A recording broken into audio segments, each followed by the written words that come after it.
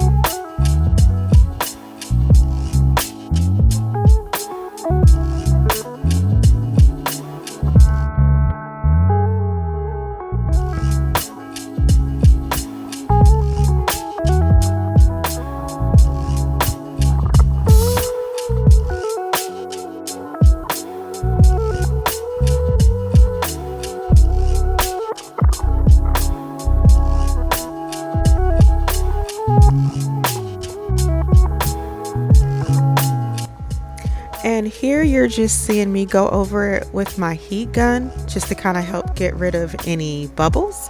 And then now it's time to demold. So I just kind of went through each piece and took it out of the mold just to see what kind of masterpiece I had come up with. I really like the way the ashtrays turned out, and actually so did a lot of people on my Facebook. I think the blue one never actually even made it to my site. The ones that I had added glitter and some of the translucent color into, they had a different look to them. And I won't say that it was bad, but as you'll see, I'll mold it at some point here.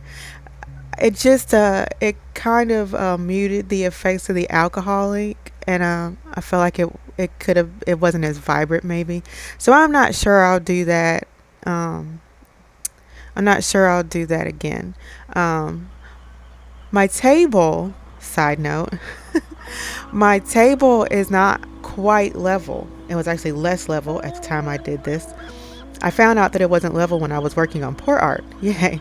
And so it kind of ends up causing the design, or the flow, or whatever you want to call it, the way it disperses, to kind of move sort of as it cures, And so sometimes it ends up coming up with some really cool effects. Like I kind of think that's how this one ended up looking the way it did.